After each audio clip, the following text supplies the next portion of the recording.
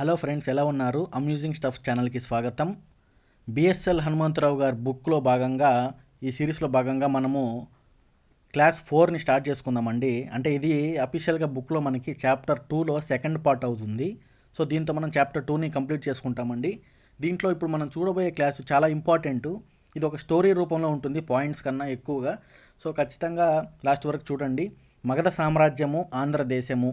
అంటే మగధ సామ్రాజ్యం టైంలో ఆంధ్రదేశం ఎలా ఉండేది, దాని తర్వాత ఎవరెవరు వచ్చిన నంద వంశం కానీ వీళ్ళందరి గురించి కూడా ఉంటుంది. మౌర్యుల కాలంలో ఆంధ్రదేశం. సో ఇది మనకి ఈ యొక్క క్లాస్ యొక్క మనకి అజెండా అండి. సో మనము క్లాస్లోకి వెళ్ళిపోదాము. 6వ శతాబ్దం, క్రీస్తుపూర్వం 6వ శతాబ్దంలో వర్ధమాన మహావీరుడు గౌతమ్ బుద్ధుడు కొత్త కొత్త మతాలను స్థాపించారనమాట. ఏమంటే మత సాంఘిక రాజకీయ విప్లవాలు సంభవించినాయి అనమాట. అప్పుడు మనకి స్టార్ట్ అయిన జనాల్లోకి బాగా ప్రజాదరణ బాగా పొందినాయి అనమాట.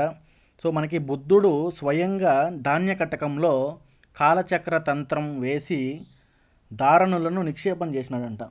సో బుద్ధుడు స్వయంగా వేసినాడు కాబట్టి ఇది చాలా ఇంపార్టెంటు. ఏం వేశారు అంటే కాలతంత్ర చక్రము ఎక్కడ అంటే ధాన్య కటకంలో. సో అందుకే దాన్ని ధరణి కోట అని అంటారు అని చెప్పడం జరిగిందనమాట. సో బుద్ధ ధర్మ ప్రచారంలో మొదటి నుంచి ఆంధ్రప్రదేశ్ ఫస్ట్ ప్లేస్లోనే ఉందన్నమాట, అంటే అగ్రస్థానంలోనే ఉంది. సో బావరి మహాకాత్యాయనుడు బుద్ధుని టైంలోనే ఆంధ్రప్రదేశ్కి వచ్చినారనమాట. భట్టిప్రోలు శాసన లిపిలో మనం పోల్చుకుంటే ఆ యొక్క స్క్రిప్ట్ కానీ అశోకుని టైంలో సౌత్లో బ్రహ్మీ లిపి ఉంది కదా, దాని స్క్రిప్ట్ కానీ సేమ్గా ఉన్నాయన్నమాట. సో అశోకుని కాలానికే బౌద్ధ మతము ఆంధ్రాకి వ్యాపించింది అనే దానికి మనకి ఇదొక ప్రూఫ్ లాంటిది అనమాట. సో కళింగ పీపుల్ జైన మతాభిమానులు అనమాట, జైన ఫాలోవర్సు. 450 సంవత్సరంలో మనం చూసుకుంటే కారావేలుని హతిగుంఫ శాసనం ప్రకారము, అంటే ఇది ఒక ప్రూఫ్ అనమాట, మహాపద్మనందుడు కళింగ నుంచి విజయ చిహ్నాలుగా, అంటే కళింగను జయించి సువినీర్స్ అంటారు ఇంగ్లీష్లో, విజయ చిహ్నాలుగా జైన ప్రతిమలను తీసుకుపోయినట్టు మనకి దీంట్లో ఉందన్నమాట. సో దాన్ని బట్టి మనకి ఏమర్థమవుతుందంటే వాళ్ళు జైన అభిమానస్ అని మనకు అర్థమవుతుందన్నమాట. సో కొత్త కొత్త మతాలు ప్రారంభమైనప్పుడు ఆటోమేటిక్గా ఆబ్వియస్గా మనకి రాజకీయ పరిణామాలు మారుతూ ఉంటాయి అన్నమాట, పొలిటికల్ ఇష్యూస్ స్టార్ట్ అవుతూ ఉంటాయి. సో హార్యాంకులు కూడా మగధ సామ్రాజ్యానికి పునాది వేశారనమాట. దాని తర్వాత శిశునాగులు కూడా సేమ్ ఈ హార్యాంకులు ఎలాగైతే రాజ్య విస్తరణ చేసినారో దాన్నే ఫాలో అయినారు. శిశునాగులని తుడుముట్టించి శూద్ర వంశం వాళ్ళైనటువంటి నంద వంశం వాళ్ళు మగధ సామ్రాజ్యానికి మనకి థ్రోన్ కింగ్స్ అయినారనమాట. సో నంద వంశం గురించి మనం చూసుకుందాము. మహాపద్మనందుడు గొప్ప విజేత. ఈయన బిరుదుల గురించి మనం చూసుకుంటే వెరీ వెరీ ఇంపార్టెంట్ అండి. అజ్ఞాత కులజుడు, సరక్షాతాంత్రకుడు, ఏకరాటు, ఉగ్రసేనుడు అనే బిరుదు మనకి గ్రీకు రచనల ద్వారా తెలుస్తుందన్నమాట. సో కౌటిల్యుని కథ ఒకటి ఉందన్నమాట. ఆ కథలో ఒకవైపు మహాపద్మనందుడు శత్రువులను నిర్మూలించాడు, మరొక వైపు బ్రాహ్మణులను టార్చర్ చేసినాడు అనమాట, అంటే బాధించినాడు అనమాట. సో దేశ ఆక్రమణ కోసము కంకణం కట్టుకొని మహాసైన్యాన్ని ఏర్పాటు చేసుకున్నాడు అనమాట. కళింగను ఆక్రమించాడు అనే దానికి ప్రూఫ్ హతిగుంప శాసనము. అస్మక రాజ్యాన్ని ఆక్రమించాడనే దానికి మనకి పురాణాలు మనకి ప్రూఫ్గా ఉంటున్నాయి అన్నమాట దీనికి. సో గోదావరి నది పైన నాందేడు అనే రాజ్యము అనే సిటీ నంద ఎంపైర్కి దక్షిణ సరిహద్దు అనమాట నాందేడు. సో సింధు గోదావరి మధ్య విస్తరించిన మహాసామ్రాజ్యంని మహాపద్మనందుడు స్థాపించాడనమాట.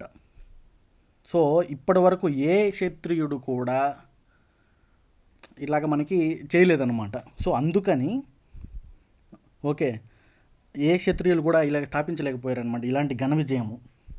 అది ఈయన వారసులు దురాశాపరులు అనమాట. ప్రజలను పీడించి జనాదరణ కోల్పోయినారనమాట. సో అందుకని వారి సామ్రాజ్యం అనతి కాలంలోనే విచ్ఛిన్నమైంది దీని తర్వాత. సో మౌర్యులు మగధ సామ్రాజ్యాన్ని ఆక్రమించారు. మనం చూసుకుంటే ఇప్పుడు మౌర్యాస్ టైంలో మనకు వచ్చేస్తే 322 సంవత్సరం క్రీస్తు పూర్వంలో చాళుక్య చంద్రగుప్తులు కలిసినారనమాట. అంటే మనకి బ్రాహ్మణులు క్షత్రియులు కలిసినారు. ఇదేంటి, ఇది మనకు కొంచెం వెరైటీ అనమాట. ఇది ఎందుకయ్యా అంటే శూద్రాధిపత్యాన్ని ఆపే ఉద్దేశంతో, శూద్రాధిపత్యము చెలాయిస్తున్నారు, మనమే ఉండాలి కానీ వాళ్ళెవరు ఉండేదానికి, సో మనం ఖచ్చితంగా మనం కలిసి వాళ్ళని అరికట్టాలి అని చెప్పి చేసినారనమాట. మౌర్యులు శూద్రులు అని పురాణాలు చెప్తున్నాయి, కానీ వాళ్ళు క్షత్రియులు అని జైన గ్రంథాలు కానీ జైన రచనలు కానీ చెప్తున్నాయి అన్నమాట. సో అగ్రవర్ణాల సమైక్యతతో, అగ్రవర్ణాలు అంటే బ్రాహ్మణులు క్షత్రియులు, వాళ్ళు కలిసి చేయడం వల్ల నందవంశం పతనం అయిపోయింది. మౌర్యులు భారతదేశాన్ని ఏకచక్రాధిపత్యం కిందకు తీసుకొని వచ్చారు. ఓకే, ఆంధ్ర ప్రాంతాన్ని జయించిన మౌర్య ఎంపరర్ ఎవరు అంటే మౌర్య చక్రవర్తి ఎవరు అనేది మనకు ఒక పెద్ద సమస్య అన్నమాట. అశోకుడా అనేది మనం చూసుకుంటే దక్షిణాపదంలో సిద్ధపురము, జైతుంగ రామేశ్వరము, మస్కి, ఎర్రగుడి, రాజుల మందగిరి అంటే కర్నూలు, ఇక్కడ మనకి అశోకుని శాసనాలు బయటపడ్డాయి. ఇప్పుడు 13వ శిలాశాసనం ప్రకారం మనం ఆల్రెడీ లాస్ట్ టైం చెప్పున్నాం అనమాట. ఆంధ్రుల మౌర్య సామ్రాజ్యంలో రాజ విషయమే అంటే నివసిస్తున్నట్టు చెప్పడం జరిగిందనమాట. కానీ అశోకుడు చేసింది కళింగ యుద్ధం ఒకటే. ఆ యుద్ధం తర్వాత ఆయనకి కరెక్ట్గా అనుభూతి అయ్యి యుద్ధాలు మనం ఇంకా చేయకూడదని చెప్పి మామూలుగా ధర్మాన్ని ఫాలో అవ్వడానికి వెళ్ళిపోయాడు అనమాట. సో ఆయన చేసింది కళింగ యుద్ధం ఒకటే అయినప్పుడు ఆంధ్రదేశాన్ని ఆయన జయించడం అనేది మనం చెప్పడానికి సమంజసం కాదనమాట. సో వాళ్ళ తండ్రి బిందుసారుడో లేదంటే వాళ్ళ తాత చంద్రగుప్త మౌర్యుడో జయించి ఉండాలి అనేది మనకి ప్రూఫ్ మనం అనుకోవచ్చు అనమాట ఇప్పుడు. సో ఇప్పుడు బిందుసారుడు గురించి మనం చూసుకుంటే టిబెట్ చరిత్రకారుడు తారకానాథుడు రచన ఆధారంగా బిందుసారుడే జయించినాడు దక్షిణ పదాన్ని అని చెప్పడం జరిగిందనమాట. సో చాణుక్యుని హెల్ప్తో పశ్చిమ సముద్రాల మధ్య ఉన్న ఎంపైర్ని విస్తరించాడంట. సో అందుకనే అమిత్రగూత అనే బిరుదును కూడా ఇచ్చినాడనమాట.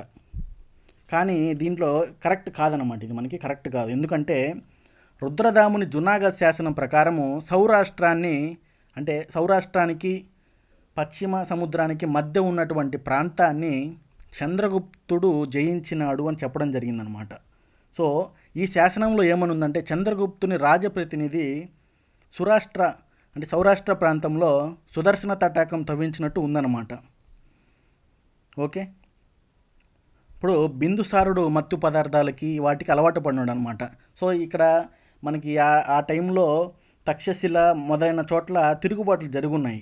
సో ఆ తిరుగుబాట్లకు అతనే డైరెక్ట్గా వెళ్లకుండా వాళ్ళ కొడుకుల్ని అంటే అశోకుడు అలాంటి వాళ్ళని పంపించి తిరుగుబాట్లను అణిచేసాడనమాట. సో ఆయనే కనుక అంత గొప్ప పెద్ద ఇదయ్యి కానీ అయి ఉంటే ఆయనే పోయి ఉండొచ్చు కదా. ఓకే, ఇప్పుడు అమిత్రగూత అనే బిరుదుకి శత్రు విధ్వంసకుడు అనే అర్థం ఉందే కానీ రాజ్య విజేత అనే అర్థం లేదంట. సో శత్రువుల్ని జస్ట్ స్టాప్ చేసినాడు అనేది అంతే అనమాట అది. సో ఫైనల్గా మనం చూసుకుంటే చంద్రగుప్త మౌర్యుడే దక్షిణ పథాన్ని సౌత్ని జయించాడు అనేదానికి మనకి ఈ బుక్లో హనుమంతరావు గారి బుక్లో మనకి తేల్చి చెప్పినారనమాట. ప్రూఫ్స్గా మనం చూసుకుంటే కొన్ని ప్రూఫ్స్ని మనకి ఇచ్చున్నారు. దీంట్లో ప్రాచీన జైన గాథల్లో హరిసేనుడు రచించిన బృహత్ కథా కోశంలో చంద్రగుప్త మౌర్యుడు, సిజిఎం అంటే చంద్రగుప్త మౌర్యుడు అండి. చంద్రగుప్త మౌర్యుడు అతని జైన ఆచార్యుడైనటువంటి భద్రబహునితో మైసూరులోకి వచ్చి శ్రావణ బెలగలోకి వెళ్ళాడు. సో ఆ రాజవలి కథ కూడా దీన్నే బలపరుస్తుందన్నమాట. అంటే ఆయన నిజంగానే ఆయనతో పాటు వచ్చి శ్రావణ బెలగంలోకి వెళ్ళడమో కాక జైన ఆచారం ప్రకారము సల్లేఖన వత్ర దీక్ష తీసుకొని ప్రాణాలు విడిచినాడు అని ఈ కథలో మనకు ఉంది.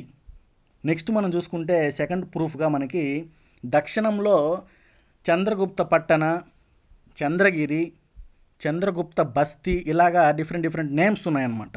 సో ఇవన్నీ కూడా దక్షిణ దేశంకి చంద్రగుప్త మౌర్యునికి సంబంధం ఉన్నట్టు తెలుపుతుందన్నమాట మనకి.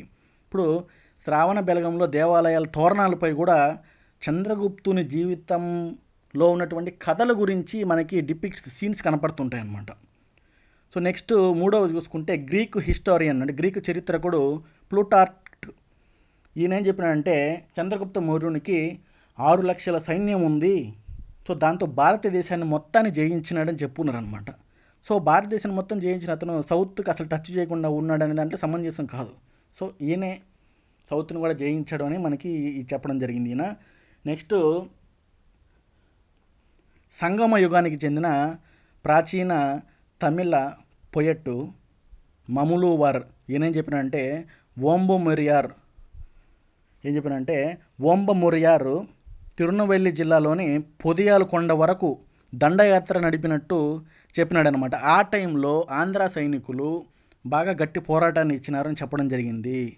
సో ఇప్పుడు ఈ ఓంబనరియర్ అనే దానికి అనామకుడై హఠాత్తుగా పైకొచ్చిన వాడు అనే మీనింగ్ ఉందన్నమాట. సో మనకి ఆ టైంలో కరెక్ట్గా ఈ చంద్రగుప్త మౌర్యుడు తప్ప మనకి ఎవరు సెట్ కారనమాట ఈ వర్ణనకి. ఓకే, సో మనకి ఫైనల్గా అర్థమైంది ఏంటంటే చంద్రగుప్త మౌర్యుడే సౌత్ని ఆక్రమించి జయించినాడు అనేది తేలిందనమాట. సో అలెగ్జాండరు 320 సంవత్సరం బీసీలో అంటే క్రీస్తు పూర్వంలో భారతదేశాన్ని విడిచి వెళ్ళిపోయినాడు అనమాట. సో ఎంబటే ఏం చేసినారు, ఈ భారతీయులందరూ కూడా విజృంభించి గ్రీకు సైన్యాల మొత్తాన్ని తుడుముట్టించారు. సో ఇంతేకాకుండా నెక్స్ట్ ఇయర్ అంటే 324 బీసీలో అలెగ్జాండర్ మరణం తర్వాత ఇంకా బాగా ఎక్కువ మన వాళ్ళు బాగా దండయాత్రలు చేసినారనమాట. దీనికి నాయకుడు ఎవరయ్యా అంటే చంద్రగుప్త మౌర్యుడు. ఓకే, 317 సంవత్సరంలో గ్రీకు సేన అనేటువంటి యూడిమస్ భారతదేశాన్ని విడిచిపెట్టి వెళ్ళిపోయినాడు. సో ఇతను ఫైనల్ అనమాట. అంటే దీని ద్వారా ఇండియాలో గ్రీకు అధికారం అస్తమించినది, అయిపోయింది. సో ఇప్పుడు చంద్రగుప్త మౌర్యుడు రాజ్యాక్రమణకు ఎటువంటి ఆటంకము లేదు. ఓకే, సమర్థుడు రాజనీతి ధరుండేటటువంటి చాణుక్యునికి రాజకీయ పరిస్థితుల్లో మనకి అడ్మినిస్ట్రేషన్ ఇచ్చేసి దక్షిణాది మీద మనం దండయాత్ర చేయాలని చెప్పి చంద్రగుప్త మౌర్యుడు పూనుకున్నారనమాట. 305 సంవత్సరం బీసీలో గ్రీకు సేన అనేటువంటి సెల్యూకస్ ఇండియా పైన దండెత్తినాడు. సో ఈ సెల్యూకస్ని చంద్రగుప్త మౌర్యుడు ఓడించి ఆర్కోషియా, గెడ్రోషియా మొదలైన ప్రాంతాలను ఆయన దగ్గర నుంచి పుచ్చుకున్నాడు అనమాట. సో కాబట్టి 310, 305 ఆ టైంలోనే చంద్రగుప్తుడు దక్షిణ దేశాన్ని జయించి ఉంటాడు అనేది మనకి తెలుస్తుందన్నమాట. సో నెక్స్ట్ మనం చూసుకుంటే మౌర్యుల కాలంలో ఆంధ్రదేశం గురించి మనం చూసుకుంటే 310 సంవత్సరంలోనే ఆంధ్రులు మౌర్య సామ్రాజ్యంలో చేరారు మనకి చంద్రగుప్తుని మౌర్యుని కాలంలోనే. సో అశోకుని 13వ శిలాశాసనం ఇందాక ఆల్రెడీ చెప్పున్నాము, ఆంధ్రులు మౌర్య రాజ్యంలో ఉన్నట్టుగా మనకి తెలుస్తుందన్నమాట. సో అశోకుని సామ్రాజ్యము దక్షిణంలో అంటే దక్షిణ భాగంలో 3 రాష్ట్రాలుగా ఉన్నట్టు తెలుస్తుంది. సో ఏంటి అంటే ఫస్ట్ పశ్చిమ రాష్ట్రానికి సోపార అంటే శూర్పరక రాజధాని, కళింగ రాష్ట్రానికి తోసలి అంటే ధౌళి రాజధాని అనమాట. సో ఈ నేమ్స్ చాలా ఇంపార్టెంట్ అండి, దేనికి ఏది రాజధాని, ఎన్ని పార్ట్స్గా డివైడ్ అయి ఉంది అనేది, దానికి డిఫరెంట్ నేమ్స్ కూడా మనకి చాలా ఇంపార్టెంట్. సో దక్షిణ రాష్ట్రానికి సువర్ణగిరి క్యాపిటల్ సిటీస్ అనమాట వీటికి. సో మనకి ఇప్పుడు ఏం తెలుస్తుందంటే అనంతపురం జిల్లాలో ఉన్నటువంటి జొన్నగిరి సువర్ణగిరి అని తెలుస్తుందన్నమాట. ఎందుకంటే ఎర్రగుడి శాసనాలకు జొన్నగిరికి ఎంతో దూరం లేదు, అంటే ఈ అనంతపురం ఇవన్నీ దగ్గరలో ఉన్నాయన్నమాట అది. సో అశోకుడు కేంద్రీకృత రాచరికం నిర్మించడానికి ట్రై చేసినాడు, కానీ విజయవంతం కాలేదు. ఎందుకంటే అతని సామ్రాజ్యంలో చాలా చోట్ల స్వయం ప్రతిపత్తి అంటే ఇండిపెండెంట్ హోదా కలిగి ఉన్నటువంటి జాతులు చాలా వరకు మనకు కనపడ్డాయి అన్నమాట. సో మనము దాని ఎగ్జాంపుల్గా కొన్ని చూసుకుంటే నిన్న ఆల్రెడీ మనము రాక్షస గుళ్ళ గురించి మాట్లాడుకొని ఉన్నామండి. సో రాక్షస గుళ్ళ ప్రజలు స్వతంత్ర ప్రతిపత్తిని అనుభవిస్తున్నట్లుగా మనకి తెలుస్తుందన్నమాట.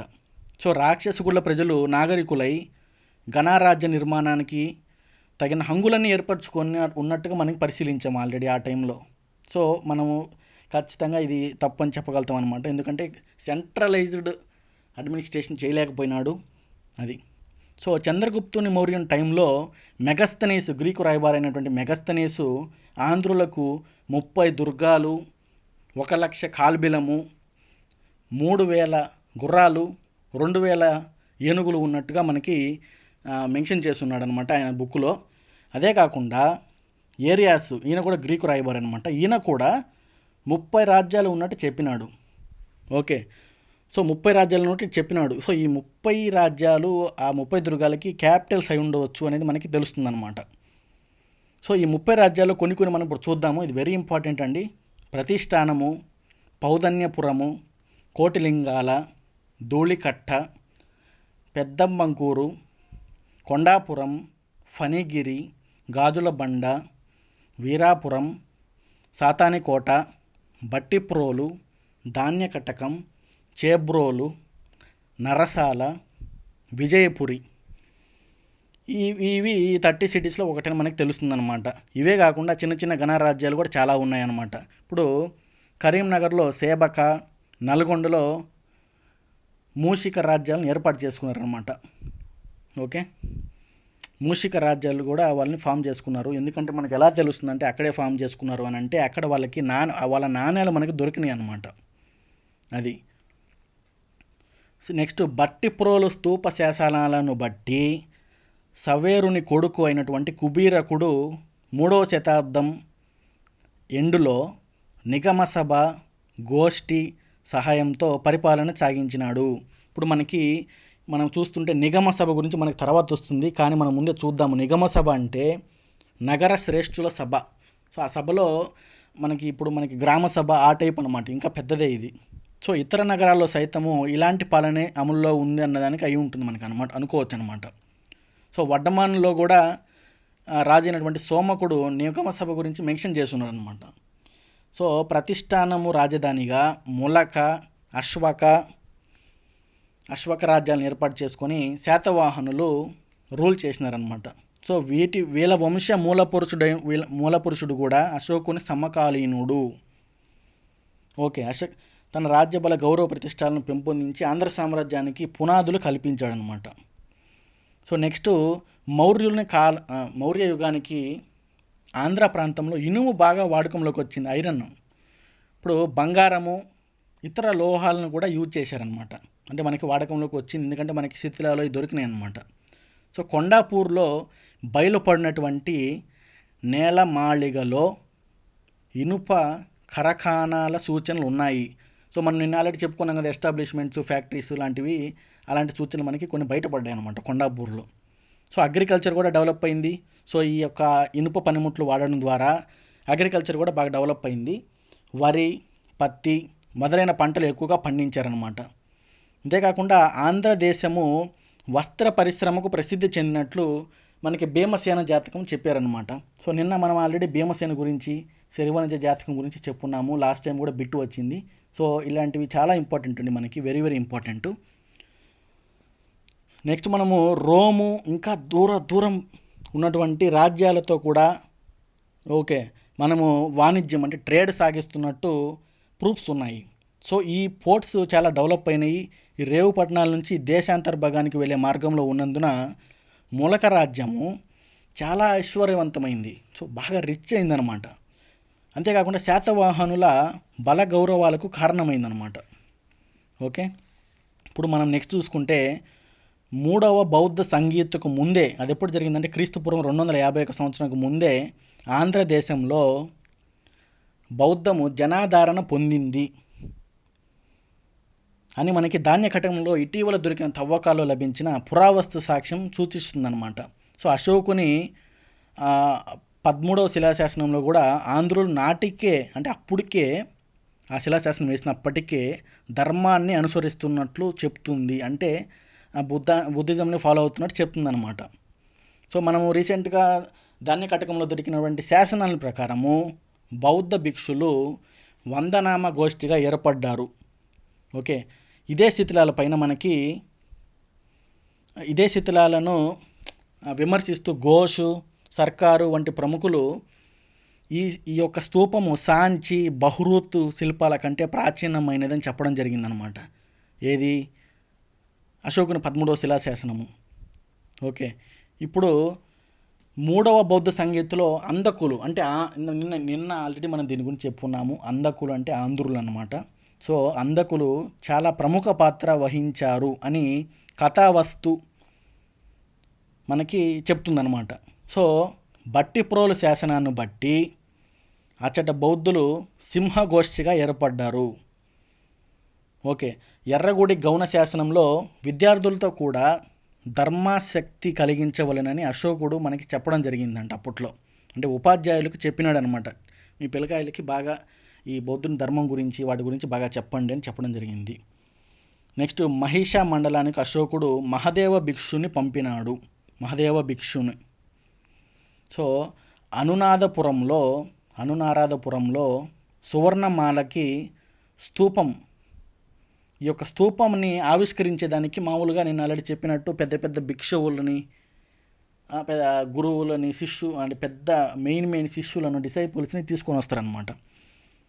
సో దానికి ఈ ఆవిష్కరణకి ఎవరు వెళ్ళారంటే మహాదేవుడు పల్లవ బొగ్గ నుంచి చాలామంది భిక్షువులతో, బౌద్ధ భిక్షువులతో ఈ యొక్క ఈవెంట్ అటెండ్ అయినాడు అనమాట అని ఎవరు చెప్తున్నారు మనకి ప్రూఫ్ అంటే సింహాల గ్రంథమైనటువంటి మహావంశ. సో మనకి ఇప్పుడు కనపడుతున్న స్క్రీన్ మీద కనపడుతున్న దాంట్లో దాదాపు చాలా బిట్స్ ఉన్నాయి. చాలాసార్లు అడుగున్నారు కూడా, ఎవరు అటెండ్ అయినారు, ఆవిష్కరణకి ఎవరు అటెండ్ అయినారు, ఎక్కడ జరిగింది, ఆ స్తూపం పేరేంటి. ఇప్పుడు పల్లవ బొగ్గ అనే దానికి పలనాడు అనేది కూడా మనకి సేమ్ అనమాట, సేమ్ పల్నాడుకి అది అవుతుందన్నమాట అది. సో దీన్ని బట్టి ఆంధ్ర ప్రజానీకము బౌద్ధాన్ని ఎంతగా అభిమానించారో మనకి స్పష్టమవుతుంది. ఓకే. బౌద్ధ మత వ్యాప్తి వల్ల క్రమంగా తెగల తత్వం అంటే వర్ణ సిస్టమ్స్ వాటి గురించి తగ్గి నశించి ఆంధ్ర తెగలు అన్నీ కూడా కలిసి శాతవాహన నాయకత్వంలో సమైక్యమై అంటే యునైటెడ్గా అంటే కలిసి సామ్రాజ్య నిర్మాణానికి సుగమ మార్గం కలిగింది. అంటే కొంచెం సింపుల్ వే, ఈజీ వే దొరికింది అని మనకి చెప్పడం జరిగిందనమాట.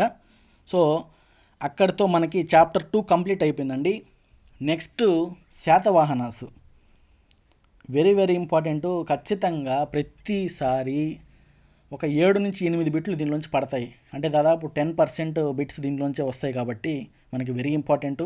సో ఆ క్లాస్ని ఇంకా ఘనంగా ఇంకా బాగా సింప్లిఫై చేసి చెప్పేటట్టుగా నేను మీకు ట్రై చేస్తాను. మేబీ కుదిరితే విత్ ప్రీవియస్ క్వశ్చన్స్ను కూడా మీకు ఎగ్జాంపుల్స్గా చూపించి ఎలాగ వస్తాయి క్వశ్చన్స్ దీంట్లో నుంచి అని ఆల్రెడీ అని చెప్తామన్నమాట. సో ప్రజెంట్ మనం చూసుకుంటే first chapter, second chapter complete అయిపోయింది. I hope every one feeling well that you have completed 2 chapters successfully in just 4 videos. So మీరు కూడా నేను అనుకున్నట్టుగా ఆల్రెడీ ఈ బుక్ 2 chapters చదువుంటారు, ఈ వీడియోస్ చూసి నోట్స్ రాసుకుని ఉంటారు అనుకుంటున్నాను. ఇంకా మీరు చేయవలసిందల్లా ఒకటే, ఇంకా జస్ట్ రివిజన్ అంతే, ఇంకేం లేదు. మ్యాక్సిమం బిట్లు బయటికి పోవండి, ఎందుకంటే బుక్ మొత్తాన్ని క్రోడీకరించి డీకోడ్ చేసి సింప్లిఫికేషన్ విధానంలో మీకు చెప్తున్నాం కాబట్టి ఎటువంటి పొరపాటు లేకుండా చెప్తున్నాము. సో అది. సో కొంతమంది మనము ఇంగ్లీష్ మీడియంలో చెప్పండి అని అడుగుతున్నారు. సో దీని గురించి ఆల్రెడీ నేను అడ్రస్ చేశాను. కాకపోతే మీరు జస్ట్ ఈ ప్రొనౌన్సియేషన్స్ పలకడము మీకు రాక, అంటే పౌధాన్యపురము, అలాగా ధాన్య కటకము, ఇలాగ మీరు 1-2 సార్లు వాటిని మీరు కానీ చదివితే మీకు అర్థమైపోతుంది. సో దాంట్లో మీరు కొంచెం ఇబ్బంది పడాల్సిన అవసరం అయితే లేదు. మీకు అస్సలు కుదరదు అనుకుంటే మాత్రం ఇంగ్లీష్ మీడియంకి వెళ్ళిపోండి. కాకపోతే ఒక 2-3 బుక్స్ కంబైన్ చేసుకొని నోట్స్ మేక్ చేసుకొని ఇంగ్లీష్ మీడియంలో కూడా మీరు దాన్ని రివిజన్ చేసుకుంటే బెటరు. సో తెలుగులో ఉన్నట్టుగా ఒక్క బుక్ చదివితే సరిపోదన్నమాట ఇంగ్లీష్ మీడియంకి. సో అది. సో అది ఫ్రెండ్స్, థ్యాంక్ యూ ఎవ్రీవన్. ఈ వీడియో మీకు నచ్చినట్టయితే షేర్ చేయండి, లైక్ చేయండి, అలానే మా ఛానల్ సబ్స్క్రైబ్ చేయండి. ఇలాంటి వీడియోస్ మీరు ప్రతిరోజు మేము ఈ బుక్ మొత్తం కంప్లీట్ చేసే వరకు మీకు అందిస్తామని మాటిస్తున్నాము. సో మీకు ఏదైనా ఫీడ్బ్యాక్ ఇవ్వాలి అనుకుంటే కామెంట్స్ రూపంలో తెలియజేయండి. ఆల్రెడీ చాలామంది తెలియజేశారు, వాళ్ళందరికీ మా ధన్యవాదాలు. వాటన్నింటినీ మనము ఇన్సర్ట్ చేసి ఇంబైబ్ చేసి ఇంప్రూవ్మెంట్ తీసుకొని వస్తున్నాము. సో ఫ్యూచర్లో కూడా ఇంకా బాగా ఎక్స్ట్రాడినరీగా మనకి ఆకట్టుకునేటట్టుగా చెప్పడం జరుగుతుంది. సో అది. Thank you everyone. ఆ నోటిఫికేషన్ బెల్ని కూడా యాక్టివేట్ చేసుకోండి. వీడియో పెట్టినామంటే మీకు వచ్చేస్తుంది, మీరు రెడీగా నోట్స్ రాసుకోవచ్చు. సైనింగ్ ఆఫ్, ప్రవీణ్ కంటే.